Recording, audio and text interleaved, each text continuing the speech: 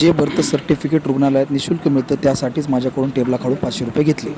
भावांनो, आता मी सध्या 8 वाजलेत बरं का.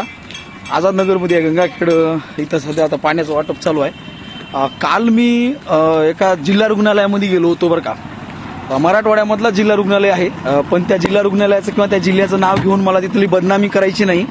कारण तिथल्या डीनचं असं मला रिक्वेस्ट होती शेवटी की महेशराव, जे काय झालं त्याच्याबद्दल क्षमस्व, पण तुम्ही कुठल्याही प्रकारचं सोशल मीडियावर टाकू नका. म्हणून मी त्यांची बदनामी म्हणून त्यांचं नाव तर घेणार नाही, पण घटना सांगावीशी वाटली म्हणून मी सांगतोय बरं का तुम्हाला.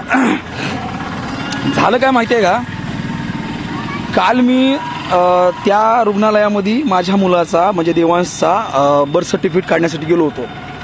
तर मला 3 वाजले होते गेल्यावर.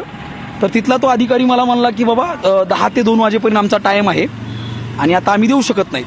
तर मी म्हणलं सर 3 वाजलेत आणि मला थोडं माहिती नव्हतं, मी खूप दुरून आलो आहे आणि माझ्यामधून त्या जिल्ह्यामध्ये जवळपास 50-60 किलोमीटरचं अंतर आहे. तर खूप दुरून आलो आणि द्या, माझी एक रिक्वेस्ट आहे म्हणलं. तर त्यानं मला स्पष्ट नकार दिला आणि त्याची थोडी टोन जरा ॲटिट्यूडवाली होती की तुम्हाला सांगितलं कळत नाही का, बाहेर नोटीस लावली असं तसं म्हणला. आणि आपला अवसा याड्यासारखा काय म्हणलं लोक काय शेतकऱ्यावर दिसायला लागलो मी. तर मग तो मला होत नाही सर, जा वापस. मग ठीक आहे बा, मी आता निराशा होऊन बाहेर निघालो. पण त्यानं परत मला बोलवलं. तो म्हणला कुठून आलाय तुम्ही? मी म्हणलं गंगाखेडून. तर तो म्हणला बरं ठीक आहे मी करून देतो, 500 रुपये लागतील. तर मी म्हणलं यार, मला एवढी तकलीफ झाली ना. मी म्हणलं अख्ख्या महाराष्ट्रामध्ये मी भ्रष्टाचार मुक्तीचं काम करतो आणि आराम करून मलाच पैसे मागतोय. मग मी म्हणलं चला ठीक आहे, दिले मी त्याला आणि दिले 500 रुपये दिले आणि त्यानं लगेच इमिडिएटली मला बर्थ सर्टिफिकेट काढून दिलं बरं का आपल्या देवांचं. काढून दिल्याच्या नंतर while I am giving the 500 rupees to that person, I recorded that moment. माझ्या मोबाईलमध्ये मी ते रेकॉर्ड केलं आणि त्यानं मला सर्टिफिकेट दिल्याच्या नंतर मी त्याला प्रश्न विचारला की भाऊ सर, आता मी तुमचं सस्पेन्शन करू का तुमची बदली करू? तो म्हणला असं का बोलताय? मी म्हणलं का बोलताय, या म्हणलं इकडं पटांगणात या. मग आल्याच्या नंतर मी डायरेक्ट डीनकडे गेलो. त्या कॉलेजला किंवा त्या रुग्णालयाला महाविद्यालयाला एक डीन असते, तर जिल्हा रुग्णालयामध्ये त्या डीनकडे गेलो आणि खूप अभिमानाची गोष्ट आहे आणि थँक्यू सो मच. मी सगळ्या माझ्या व्ह्युअर्सचा खूप आभारी आहे की तुम्ही माझे व्हिडिओ बघता, एकमेकांना शेअर करता म्हणून ते प्रत्येकापर्यंत पोहोचतात. त्या डीनकडे गेलो आणि गेल्या त्या डीननं मला काहीच ओळखलं नाही. ते मला डायरेक्ट म्हणले की ठीक आहे काय झाले. तर मी त्यांना माझा वार्तालाप सांगत होतो की मी असं झालं सर, मी तसं झालं, इथं गेलो, मला 500 रुपये मागितले. आवाजावून त्यांनी डायरेक्ट मला म्हणले की तुमचं नाव महेश बिडकर आहे का? माझ्या अंगावर अक्षरशः काटा आला की जिल्हा रुग्णालयाचा एक डीन मला ओळखतोय, माझं काम त्यांच्यापर्यंत गेलंय. मी म्हणलं हो सर. अरे वा, धन्यवाद म्हणले, तुम्ही इथं आले, काय अडचण झाली मला सांगा. तर मी सांगितलं त्यांना आणि तो व्हिडिओ पण दाखवला. व्हिडिओ दाखवला, त्यांचा देखील दिमाग सरकला त्यांचा. त्यांनी तात्काळ त्या अधिकाऱ्याला तिथं बोलवलं, विचारपूस केली. अक्षरशः तो अधिकारी मला माफी मागत होता, गडगडत होता. मी त्यांना विनंती केली की बाबा ह्याला सस्पेंड करून टाका, ह्याला निलंबन करून टाका. तर माझ्यासोबत माझे मामा होते बरं का, आणि मामा मला म्हटले की ठीक आहे म्हणले महेश, एवढी बार जाऊ दे, त्याच्या लेकराबाळाचा विचार आपण केला पाहिजे, त्याचं सस्पेन्शन करण्यापेक्षा त्याला आपण बदली करूया. तर मी म्हणलं बरं चला ठीक आहे, थोडं शिथिल करू.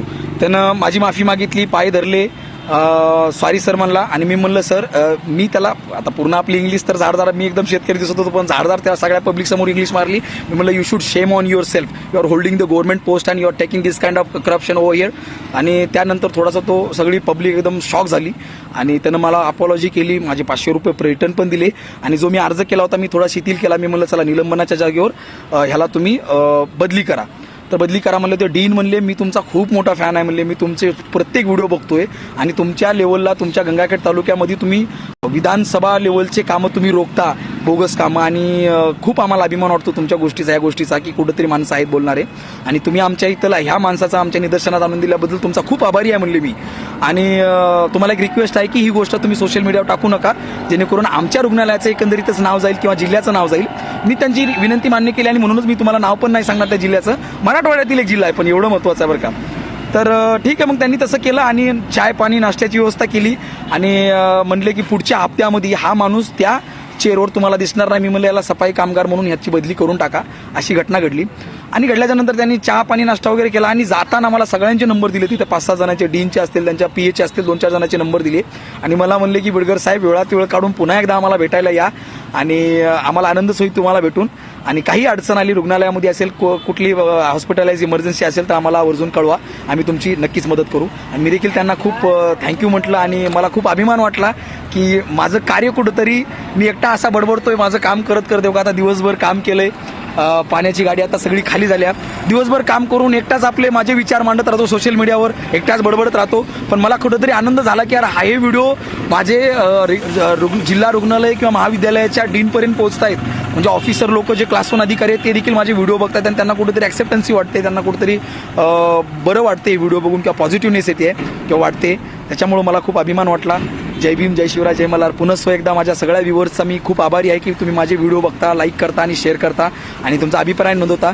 असंच तुमचं प्रेम राहू द्या. तुम्ही आहात म्हणून मी आहे, नाहीतर माझ्यासारख्या ह्या पाण्याची बॉटल विकून जगणाऱ्या महेश बिडगरला आज कोण ओळखलं असतं महाराष्ट्रामध्ये, सांगा ना. आणि तुमच्यामुळंच मी सर्वस्व आहे. तुमचा खूप खूप आभारी आहे. माझ्या अंगावर आता काटा येतो आणि भावांनो काय बोलू मला कळत नाही. तुमची माझी कधी भेट झालेली नाही, पण एवढं प्रेम तुम्ही महाराष्ट्रामधून करता. खूप आभारी आहे मी तुमचा. आणि मी छत्रपती होळकर फुले शाहू आंबेडकरांचा मावळा आहे. सगळ्या जाती धर्मांना सोबत घेऊन चालणार आहे आणि पुनः मी तुमचा आभार मानतो. जय भीम, जय शिवराय, जय मल्हार. नाद करते का धनगराचा? हा धनगर डायरेक्ट डीनपर्यंत पोहोचलाय. खूप आभारी आहे मी तुमचा भावांनो. चला